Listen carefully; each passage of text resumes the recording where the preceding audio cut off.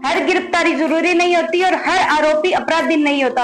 यही वजह है कि कानून ने हमें एंटीसिपेटरी बेल का अधिकार दिया है। तो चलिए दोस्तों, इसी के साथ शुरू करते हैं आज का प्रोविजन। उससे पहले नमस्कार दोस्तों, मेरा नाम है पूनम और आप देख रहे हैं अपना YouTube channel legal study with Poonam.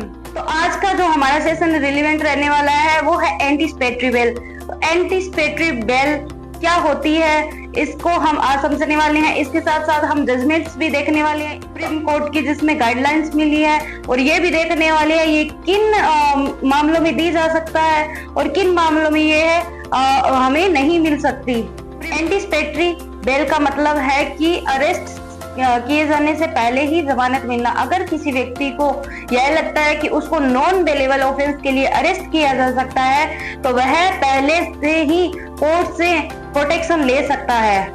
अगर हम बात करें कि इसकी अपील कहाँ की जा सकती है, तो इसकी अपील एज पर सेक्शन 482 ऑफ BNSS भारतीय नागरिक सुरक्षा के तहत इसकी अपील सेशन कोर्ट या फिर हाई कोर्ट में ही की जा सकती है। अपील सुनते वक्त कोर्ट को किन बातों को ध्यान में रखना होगा, तो चलिए वो जानते हैं अभी हम। यहाँ पे कोर्ट को जिन बातों को ध्यान में रखना है वो पहला है nature and gravity of offence, यानी कि अपराध की प्रकृति किस प्रकार की है, अपराध कितना गंभीर है, नॉर्मल है, वो सब देखना। सबसे पहले तो वो देखिएगा। दूसरे नंबर की बात करें तो यहाँ पे क्रिमिनल हिस्ट्री, यानी कि अपराधी की जिस पे आरोप लगा है उसकी क्रिमिनल हिस्ट्री देखेगा कि उसके ऊपर किस तरह का उसके पीछे की हिस्ट्री किस प्रकार की रही है, क्या उसने पहले भी इस तरह के कोई ऑफेंस किए या नहीं। तीसरे नंबर की यहाँ पे बात करें तो वो है पॉसिबिलिटी ऑफ एब्सकॉन्डिंग, यानी कि आरोपी के फरार होने की संभावना है या नहीं। तीसरे नंबर पर इस चीज को भी ध्यान में रखते हुए चलेगा। और चौथे नंबर की बात करें, चौथे नंबर पर टेम्परिंग ऑफ एविडेंस, यानी कि उसको छोड़ने के बाद कहीं वो ऐसा तो नहीं है सबूतों के साथ छेड़छाड़ करेगा।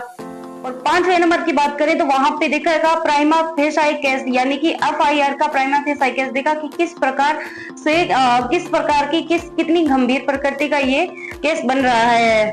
उसके बाद देखेगा कंडक्ट ऑफ एक्यूज्ड, यानी कि अपराधी का चरित्र किस प्रकार का है। और इसके बाद जिसमें सारे इंक्लूड हो जाते हैं वो है स्पेशल सर्कमस्टांस, यानी कि कोर्ट के द्वारा ये देखा जाएगा कि जो एंटीसिपेटरी बेल की अपील कर रहा है वो कोई महिला तो नहीं है, वो कोई वृद्ध व्यक्ति तो नहीं है जिसकी आयु 60 प्लस है, या फिर कोई वो बीमार व्यक्ति तो नहीं है। अगर इस तरह का वो है तो उसको एंटीसिपेटरी बेल का प्रोविजन दिया जा सकता है। तो यहाँ पे जैसे कि हमने बात की कि कोर्ट को जिन बातों को ध्यान में रखना है, तो ये सारी बातें हैं जिनको कोर्ट ध्यान में रखते हुए, अगर ये सारी बातों को ध्यान में रखने के बाद कोर्ट को ये लगता है कि ये छोड़ने से जो ऑफेंस है वो गंभीर बन सकता है, तो वो वहां पे एंटीसिपेटरी बेल को रिजेक्ट भी कर सकता है। तो ये सारी बातें हैं जिनमें कोर्ट ध्यान में रखते हुए एंटीसिपेटरी बेल को अलाउ कर सकता है।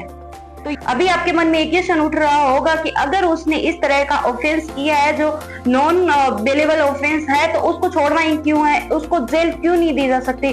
तो यहाँ पे एक गोल्डन प्रिंसिपल अप्लाई होता है जो की बात करता है bail is the rule, jail is the exception. इसी को ध्यान में रखते हुए कोर्ट इन बातों को भी ध्यान में रखते हुए वहां पे जो अपराधी है उसको छोड़ा जा सकता है।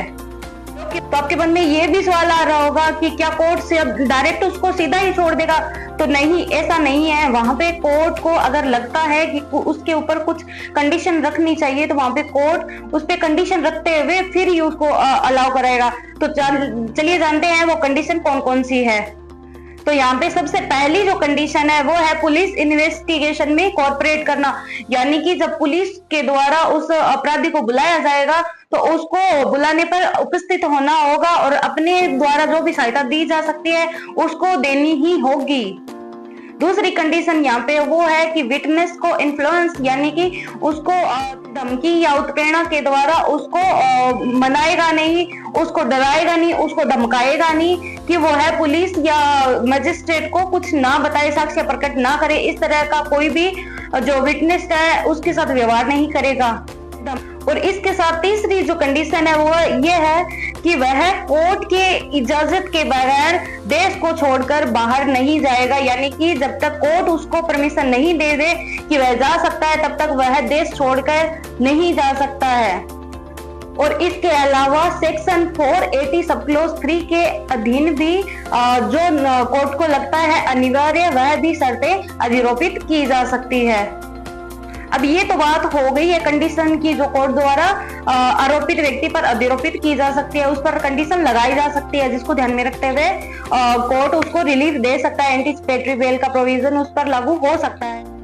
अब अगर हम यहीं पर बात करें कि उस पर्सन की यानी कि उस व्यक्ति को जिसने ये अपील की है उसको क्या रिलीफ यहाँ पे कोर्ट के द्वारा दिया जा सकता है, तो चलिए अभी उसके बारे में थोड़ा सा जानते हैं।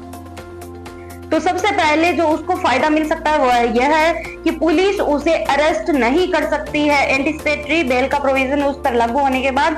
अगर फिर भी उसको अरेस्ट कर लिया जाता है पुलिस अधिकारी के द्वारा, तो वह अगर जमानत देने के लिए तैयार है तो उसको जमानत पर छोड़ दिया जाएगा तुरंत।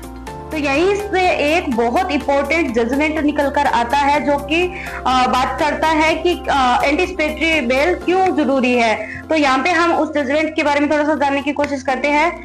बख्श Singh Sibia versus state of Punjab, जिसने कोर्ट द्वारा यह स्पष्ट किया गया कि एंटीसिपेटरी बेल एक इम्पोर्टेंट राइट है, इसे बहुत रिस्ट्रिक्ट नहीं करना चाहिए।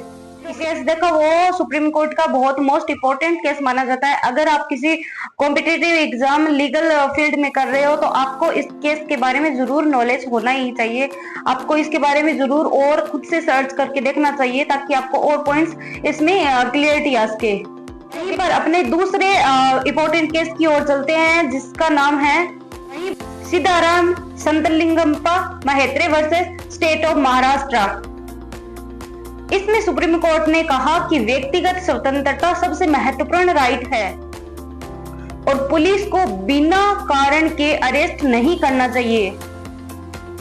माननीय कोर्ट ने यहाँ पे कहा कि अरेस्ट लास्ट ऑप्शन होना चाहिए। बिना वजह अरेस्ट करना आर्टिकल 21 ऑफ कॉन्स्टिट्यूशन के अधिकारों का उल्लंघन है। और साथ ही साथ में पुलिस पावर की भी यहाँ पे बात की गई कि पुलिस को अनलिमिटेड पावर नहीं दी जा सकती है।